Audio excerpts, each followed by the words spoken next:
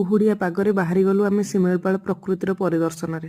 ହେଲେ କ'ଣ ହବ, 5ଟାରୁ ଉଠିକି ତ ରେଡ଼ି ହେଇକି ବସିଛୁ ଗୋଡ଼ ଟେକିକି ଯିବା ପାଇଁ। ଆଉ ଏ କୁହୁଡ଼ି ଯିବାକୁ ହିଁ ଦେଉନଥିଲା। ବୋଉ ପାଖରେ ପହଞ୍ଚି ଜାଣିଲୁ ତ ଧୀରେ ଧୀରେ ଯାଉଛୁ, ଟିକେ ଦେଖା କରିଦେଲୁ କ'ଣ ପାଇଁ ନା ବୋଉର ସ୍କୁଲ ସେଇ ରାସ୍ତାରେ ହିଁ ପଡ଼ୁଥିଲା। ସାରିକି ପୁଣି ଆମେ 20 ସ୍ପିଡ଼ରେ 4 ପଏଣ୍ଟ ଦେଇକି ଧୀରେ ଧୀରେ ଧୀରେ ଧୀରେ ଯାଉଛୁ। ଆଉ ଦେଖନ୍ତୁ ଏଠି ଏଇ ପିଲାର ମୋବାଇଲ ଦେଖିବା ବି ଷ୍ଟାର୍ଟ ହେଇଗଲା। କ'ଣ ପାଇଁ ନା ଗାଡ଼ି ଏତେ ସ୍ଲୋ ଯାଉଥିଲା କୁହୁଡ଼ି ଯୋଗୁଁ। ବୋର୍ ତ ଲାଗୁଥିଲା, ହେଲେ ଏମିତି ପିଲାଙ୍କୁ ରାସ୍ତାରେ ରନିଂ କରିବାରେ ଦେଖିକି ଆମ ଛୋଟବେଳର ଟ୍ୟୁସନ୍ ଯିବା କଥା ମନେ ପଡ଼ିଗଲା। ଯେତେବେଳେ ସାର୍ ଆମକୁ କୁହୁଡ଼ିରେ କହୁଥିଲେ ଆସିବ ଟ୍ୟୁସନ୍, ସକାଳ 6ଟା ବାଜିଲା ବେଳକୁ ଟ୍ୟୁସନ୍ ପାଖରେ ପହଞ୍ଚି ଯାଉ। ତ ଏମିତି କୁହୁଡ଼ିରେ ଯାଉ ଯାଉ ଆମେ ଗୋଟେ ଜାଗା ପରେ ଗୋଟେ ଜାଗା ଏମିତି ପହଞ୍ଚି ପହଞ୍ଚି ଧୀରେ ଧୀରେ ସୂର୍ଯ୍ୟ ଦେବତା ଦେଖାଗଲେ। ଟିକେ ତ ଆମ ସହିତ ଖେଳ ଖେଳୁଥିଲେ, ଏଇନା ଦେଖାଦେବେ ଆଉ ଏଇନା ଲୁଚିଯିବେ। ଫିର୍ ବି ଆମେ ଆମ ଷ୍ଟ୍ରଗଲ୍ କରି କରି କରି କରି ଫାଇନାଲି ସୂର୍ଯ୍ୟ ଦେବତାଙ୍କୁ ଦେଖିଲୁ। ପାଖାପାଖି 7କୋଶିଆ ଜଙ୍ଗଲ ପାଖରେ କ୍ଲିଅର ସୂର୍ଯ୍ୟ ପଡ଼ିଗଲେ। ଆଉ ଆମେ ସେଇଠି 7କୋଶିଆ ଜଙ୍ଗଲକୁ ଏନ୍ଜୟ କରି କରି କରି କରି ଖାଇ ଖାଇ ଘରୁ ନେଇଥିବା ଖାଇବା କ'ଣ ପାଇଁ ନା ବହୁତ ଭୋକ ଲାଗୁଥିଲା। ଖାଇ ଖାଇ ଆମେ ଏନ୍ଜୟ କରି କରି ବାହାରିଗଲୁ ଆମ ଗନ୍ତବ୍ୟସ୍ଥଳରେ। ଆଉ ବିଶ୍ୱାସ କରନ୍ତୁ, ଭୁବନ ଡେଇଁବା ପରଠୁ କେବଳ ଜଙ୍ଗଲ ହିଁ ଜଙ୍ଗଲ। ଯେମିତି ଲାଗିଲା ଆମେ ଗୋଟେ ଜଙ୍ଗଲ ଭିତରେ ହଜି ଯାଇଛୁ ଆଉ ଆମ GPS ଆମକୁ ନେଇ ଚାଲୁଛି ଖାଲି ଶିମିଳିପାଳ ଆଡ଼େ। କେତେବେଳେ ପହଞ୍ଚିବୁ ଖାଲି ସେ ଉତ୍କଣ୍ଠା ନେଇକି ବସି ଚାଲିଥିଲୁ। ଆଉ ଏତେ ସୁନ୍ଦର ଜାଗା ଥିଲା ଯେ କେତେବେଳେ ବି କ୍ୟାମେରା ବନ୍ଦ ହିଁ ହେଇପାରୁନଥିଲା।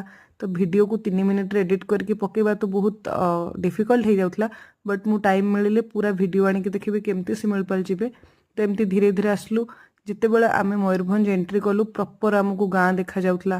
ତା ଭିତରେ ଆମେ ଛୋଟ ଛୋଟ ଜିନିଷ, ମାନେ ଏତେ ସୁନ୍ଦର ଜାଗା ଥିଲା।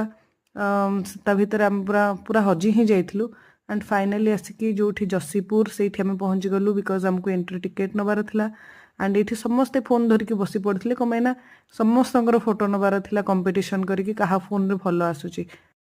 ମୋ ଫୋନ୍ ତ ପୁରୁଣା ହେଇଯାଇଥିଲା, ବଟ୍ ୟାର ନୂଆ ଆଇକୁ ଆଉ ଭାଇର ମୋଟୋରୋଲା ଭିତରେ ଚାଲିଥିଲା କମ୍ପିଟିସନ୍। ପୁଅ ଶୋଇପଡ଼ିଥିଲା ଆଣ୍ଡ ଆମେ ଏଣ୍ଟ୍ରି ନେଇକି ଭିତରକୁ ଏଣ୍ଟ୍ରି କଲୁ।